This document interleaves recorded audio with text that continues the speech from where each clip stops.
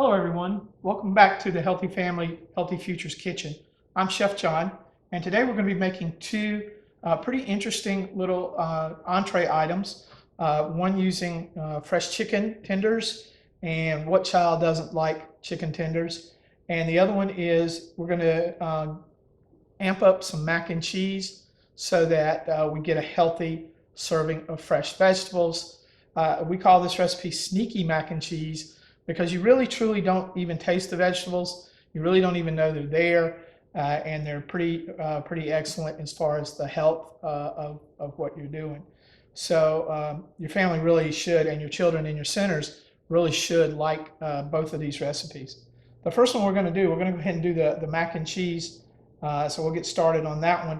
And over here in our pot, we've already cooked off our pasta. Have it right here.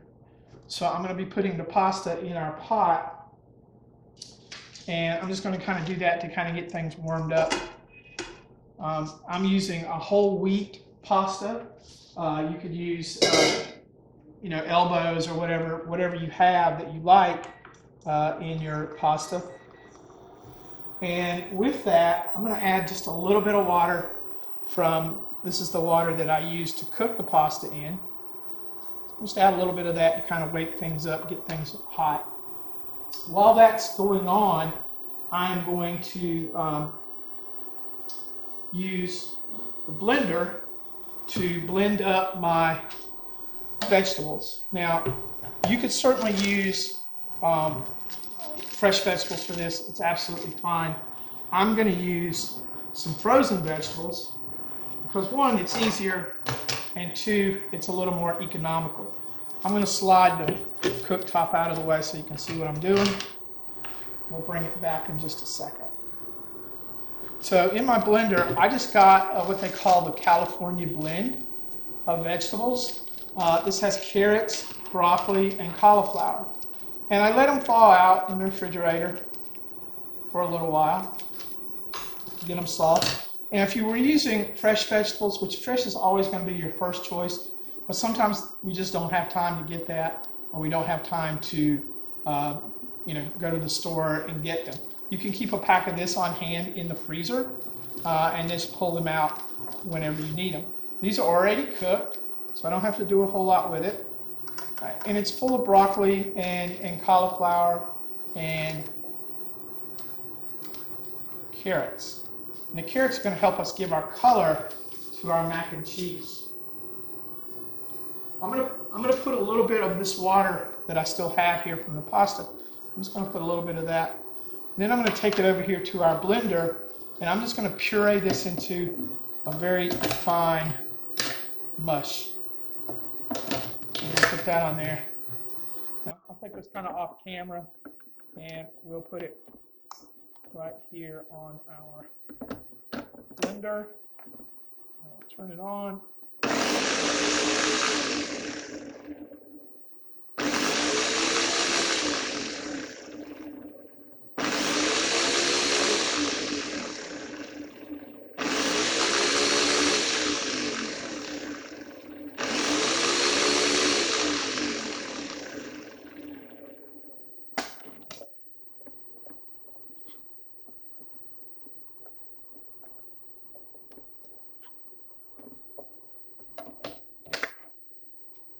We've blended our vegetables, and now we're going to go ahead and make our sauce for our mac and cheese. I'm going to bring the pot back over here so you can see what I'm doing.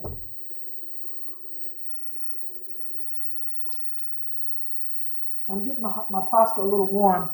We're going to actually put these in muffins, make muffins out of them because they're easier to eat that way.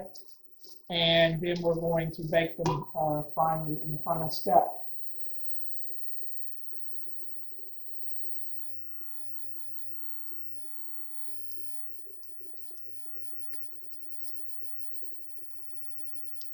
We're going to go ahead and put in our cheeses now. I've got some cheddar cheese, some mozzarella,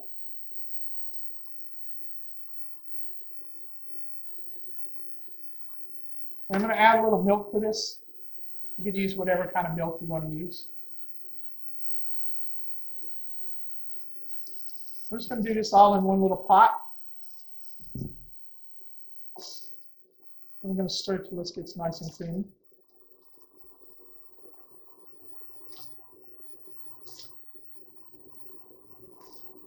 A lot of people like to do a milk and cheese mixture with their mac and cheese and then add the pasta. That's fine. You know, basically you're just making your own mac and cheese, and then we're just going to add a little of the puree vegetables to it. And as you see, it melts up really quick, really nice. We want to get all that cheese melted into our pasta. Again, we're going to bake this at about 400 degrees for about 15 minutes. Now I'm going to add my vegetables.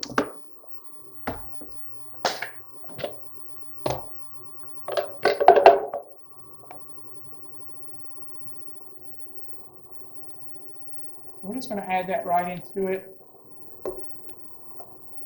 And this is mostly green from the broccoli, but that's okay.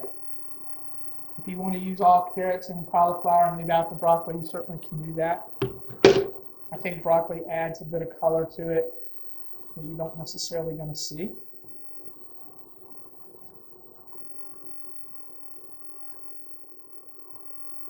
Once you get that all stirred in there, you don't even really notice it that much. Okay. I'm going to add a little bit of salt, just a hair.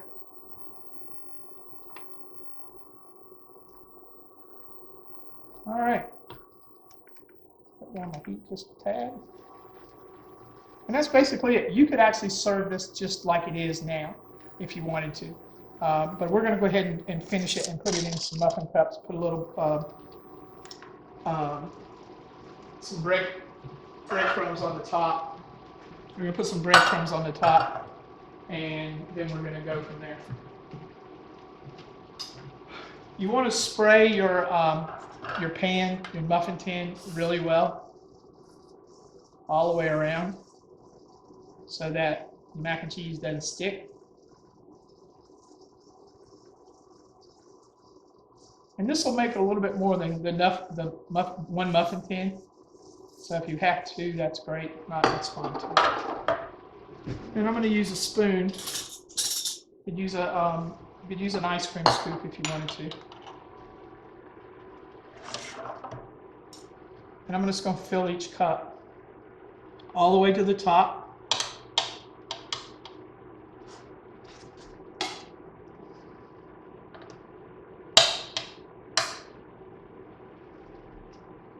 We call this sneaky mac and cheese because if you don't use the broccoli, you really can't tell there's any veg in it. Now my carrots didn't puree as much as I'd like, but that's okay. I like to show the vegetables in it. And we want to promote eating our vegetables. We don't want to just hide them away from the kids. Kids need to know that they're eating vegetables, that sort of thing. So I'm just going to fill these up, and I'll show you how to finish them. We're going to add a little Parmesan cheese on top and a little breadcrumb.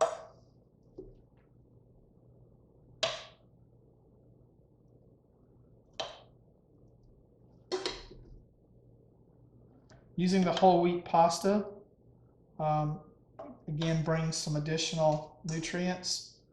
To make this gluten-free, you certainly would want to use a gluten-free pasta. They do make that out on the market. They're usually made with some sort of vegetable.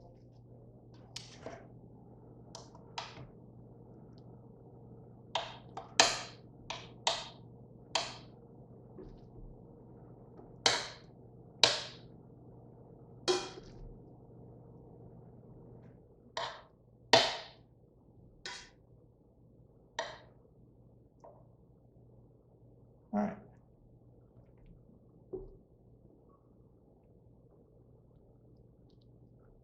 So there's our mac and cheese muffins. Again, like I said, if you have toddlers or smaller children, they love to eat with their fingers. this is a good thing to give them. If you wanted to serve it right out of the pot on the plates, that's certainly okay too. You don't have to do the second step. All right, so we're going to sprinkle this with some seasoned breadcrumbs, whatever you have. We're just going to put a little bit right on the top, just a pinch here and there.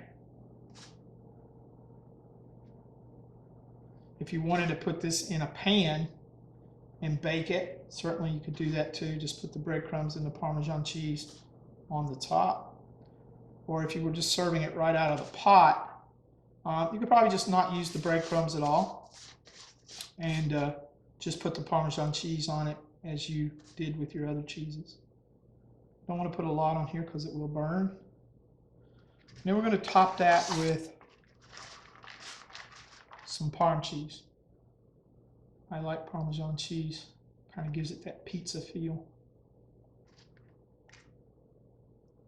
And you can use any kind of Parmesan cheese that you have on hand.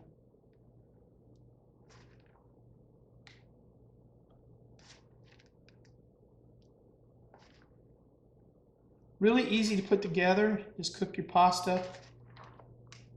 Figure out what vegetables you want to include. You could include just about any kind of vegetable, fresh or frozen. If you do use fresh, I do suggest that you cook them, blanch them, cook them kind of soft so that they'll puree nicely. All right, and there we go. We're going to go pop these in the oven for about 20 minutes, and then they'll be done. And then we'll start the next recipe. Okay, we're back now, and we put our mac and cheese muffins in the oven, and they're going to bake for about 15 to 20 minutes. We'll take them out and take a look at them. Our next recipe is going to be oven-fried chicken tenders. What kid doesn't like chicken tenders? I mean, they eat them all the time. So we can make them a little more healthy, and we can also make them gluten-free. So that's what we're going to do today. We're going to use cornflakes as our coating, and then we're going to bake them. We're going to season our cornflakes. We're not going to use any kind of flour, anything like that. So, and these are really good. They come out nice and crispy, and usually the kids like them a lot. So let's get started on that recipe. So what I've done first is I've taken 4 cups of just regular everyday cornflakes. I did nothing special with them. I put them in a bag, a Ziploc bag, and I just crushed them with my hand. I didn't use a hammer, I didn't use a food processor or anything like that. I just crushed them with my hand. That's really easy to do. I'm going to go ahead and season these up a little bit. I'm going to use a little chili powder. I'm going to use a little mustard powder, a little garlic salt, and a little salt and pepper. And I can just put this in here and shake this up. If you have a lot of kids you want to feed, you can do this with a bigger bag, or you can do it in a bowl. Anything like that will work just fine. And you can season this any way you want. If you want to put Italian season in it, if you want to use anything other than chili, or you can add more or less seasonings, however you want to do it. If your kids like the spice, they like Bojangles, you can certainly use more spice. And I'm just going to put that right there in a bowl. And then I'm going to crack a couple of eggs here. 1, 2. I'm going to stir that up a little bit with some flour. I could add a little dash of milk to it, which I think I probably would do. Just a little bit, not much. Milk of your choice, although if you have kids that don't do milk, you don't have to. You can use just a splash of water. And if you wanted to season your eggs, certainly by all means do that too. Again, a little more spice if you want to do that. Salt and pepper would be fine.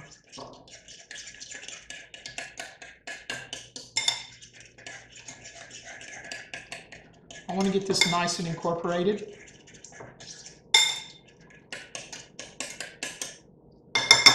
Okay. So I'm just using chicken tenders that you get at the store. You want to try to make them all the same size. And I'm just going to run them in the egg mixture to get them coated, and then right into the cornflakes.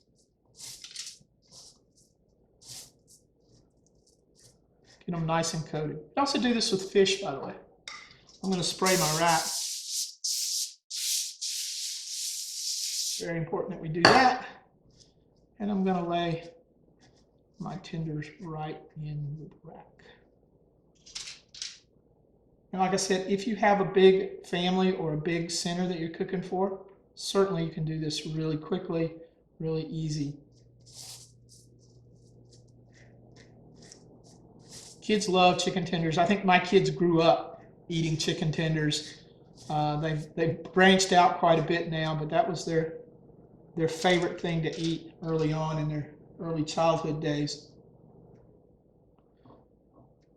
Check your package. If you are using cornflakes, check your package to make sure they are gluten-free. Sometimes the facility processes other cereals that are not gluten-free, so always check that. They have to note it on the package that the facility did use other things. These were gluten-free. You could also use Chex. Chex Mix works well. Anything that'll just kind of not absorb a lot of milk early on or a lot of liquid early on, and will brown up. These will get crispy. By the time they're done cooking, you'll have a few darker brown spots in your cornflakes. This takes no time to put together. If you wanted to do this as a weeknight dinner at home, super easy. If you're teaching your kids to cook, again, super easy to do. They love to be able to make these. One more.